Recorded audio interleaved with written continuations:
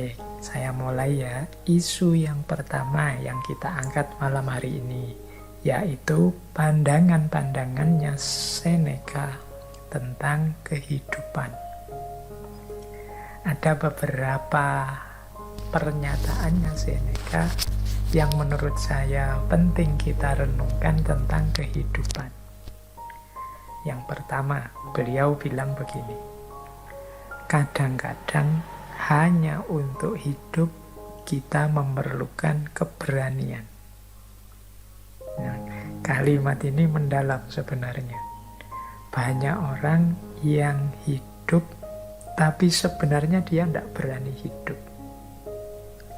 Tidak berani hidup itu bisa dalam arti tidak berani menerima tantangan, bisa dalam arti mandek dan tidak mau mengembangkan diri, bisa dalam arti melarikan diri dari masalah-masalah konkret yang dia hadapi, bisa dalam arti tidak mampu memanfaatkan potensi-potensi yang dimiliki.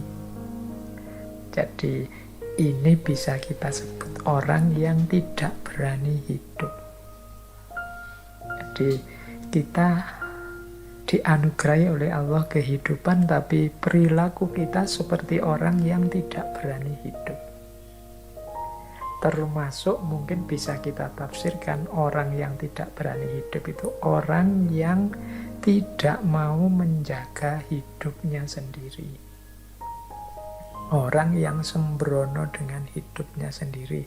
Itu menurut saya juga bagian dari orang yang tidak berani hidup. Jadi kan ada orang itu yang sudahlah, saya tidak perlu diatur-atur, saya nekat saja, nanti kalau mati kan ya sudah. Nah ini orang ini berani mati sebenarnya, tapi kalau ditelusuri dia tidak berani hidup. Orang hidup itu berani mati bagus, tapi dia juga harus berani hidup. Termasuk ya kalau ini kan masih eranya pandemi, yang kita itu dinasehati oleh para ahli untuk biar kita tetap sehat harus menjaga menggunakan protokol-protokol kesehatan. Kan ada di antara kita yang sudahlah saya tidak protokol-protokolan. Kalau sakit ya biar saja, mati sudah takdirnya. Ini logika ini tidak salah, tapi kurang lengkap.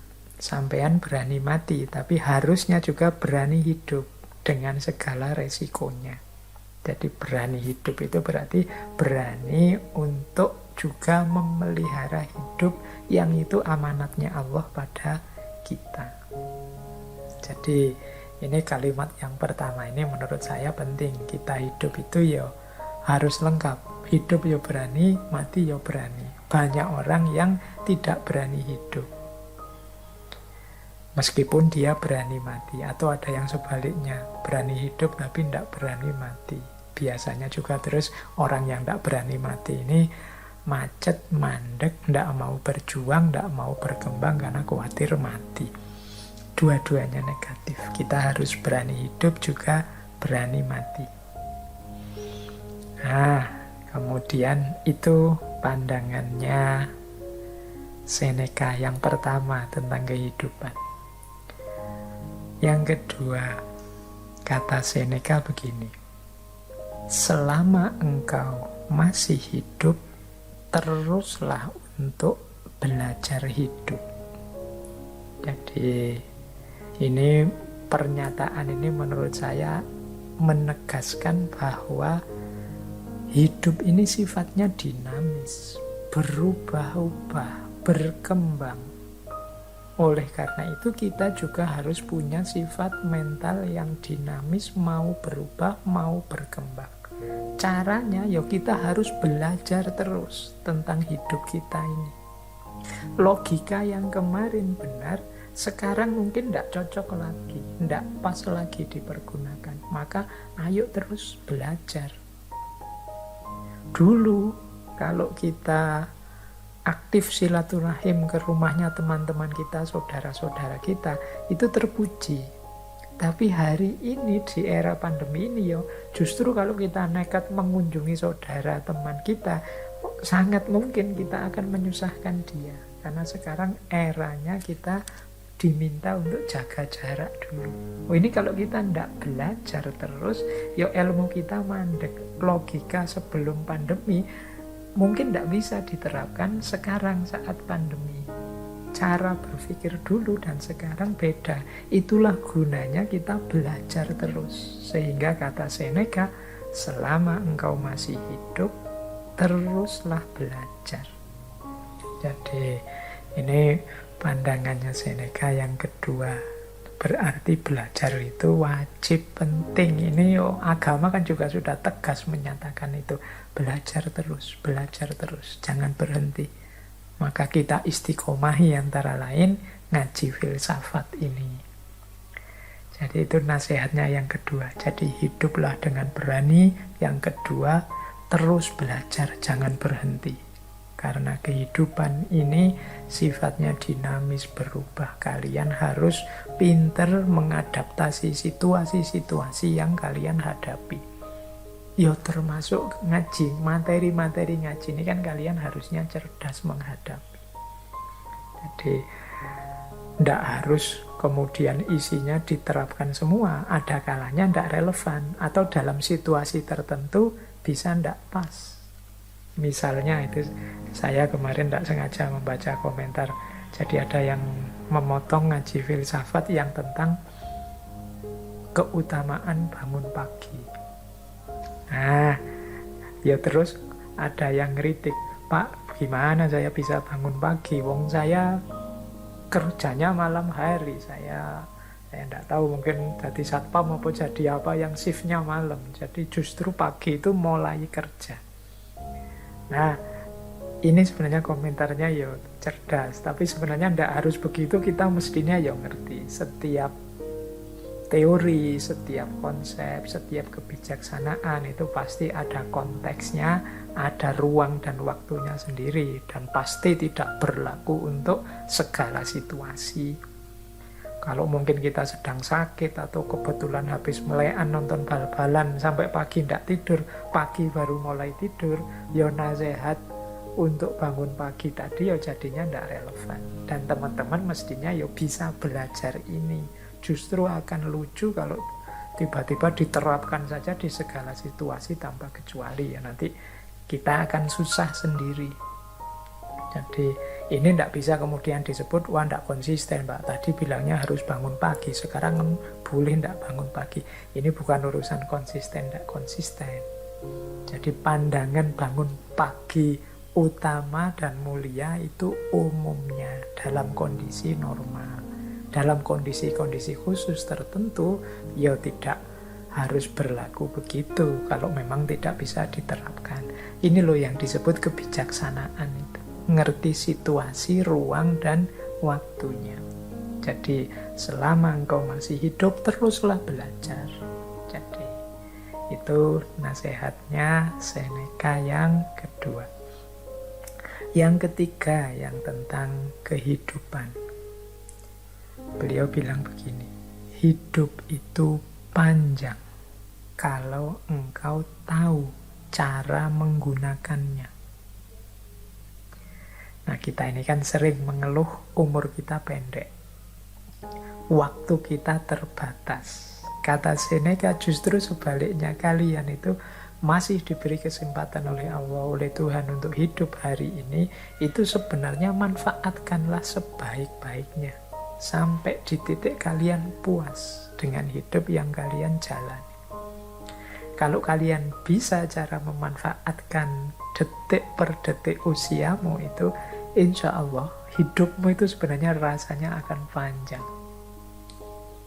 Jadi hidup itu panjang kalau kita tahu cara menggunakannya. Tapi kalau kita tidak tahu cara memanfaatkan hidup ini semaksimal mungkin, detik per detik, jam per jam, hari per hari, minggu per minggu, bulan per bulan, ya hidup ini rasanya pendek. Biasanya terus kita kaget-kaget. Waduh, sudah tanggal 1 lagi ini. sudah ganti bulan ini, tidak terasa sudah seminggu ini, tidak terasa sudah, kita akan selalu begitu kaget terus. Itu menandakan kita belum memanfaatkan waktu kita sebaik mungkin. Ini nanti yang mengesankan, ternyata waktu itu hari ini semakin cepat ya rasanya. Enggak, waktu itu tetap sama. 1 jam ya tetap 60 menit, 1 bulan tetap 30 hari. Hanya saja terasa pendek karena kita lewatkan begitu saja. Jadi rumus hidup yang ketiga kalau versinya Seneca, yuk kita manfaatkan waktu hidup kita manfaatkan detik per detik, segala fasilitas yang kita dapat sebaik mungkin sehingga kita tidak menyesal. Jadi karena hidup itu panjang.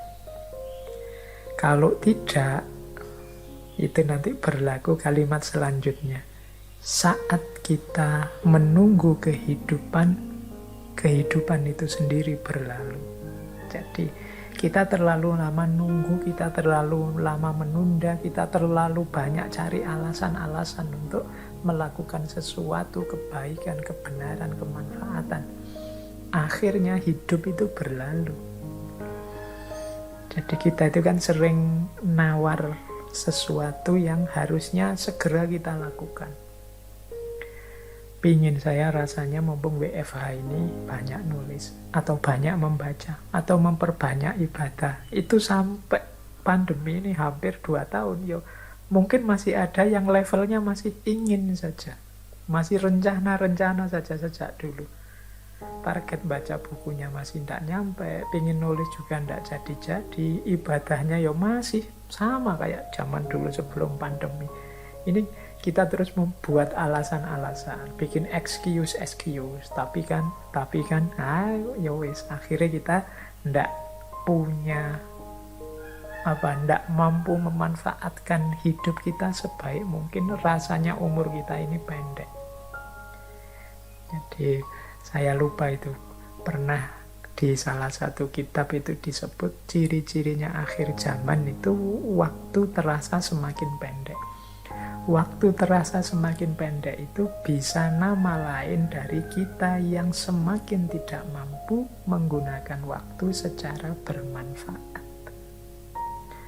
Wong kita kalau pegang HP itu sekali pegang itu bisa jam-jaman kan, buka ini buka itu, lihat video ini video itu, lihat terus tiba-tiba sudah sore, tiba-tiba sudah malam, tiba-tiba sudah waktunya tidur, terus begitu umur kita tambah. Baik, jadi itu rumus selanjutnya. Saat kita menunggu kehidupan itu sendiri kemudian berlalu. Kita kehilangan momen, kita kehilangan kesempatan. Yang terakhir, ini pesannya Seneca tentang kehidupan sebagaimana dongeng. Demikian pula kehidupan. Yang penting bukan panjangnya, namun baiknya. Jadi ini pesan untuk kita, hidup ini jangan hanya fokus pada panjang pendeknya, tapi juga kualitas isinya. Tidak ada gunanya umur kita sangat panjang, tapi isinya bobrok, rusak, salah, dosa, sehingga eman-eman umur panjang itu semakin panjang umur, ekuivalen dengan semakin banyak dosa. Jadi panjang pendek itu tidak penting, yang penting kualitasnya, baik atau buruknya. Itulah kunci dari hidup. Jadi kita dapat beberapa pelajaran dari Seneca tentang kehidupan. Yang pertama, mari hidup dengan berani. Mari terus belajar. Kemudian mari kita manfaatkan, gunakan hidup kita sebaik mungkin. Semoga kehidupan kita adalah hidup yang berkualitas, yang nantinya tidak kita sesali. Kita puas dengan hidup kita, kita lega dengan hidup kita karena sudah kita perjuangkan semaksimal mungkin sesuai yang kita tahu dan kita mampu.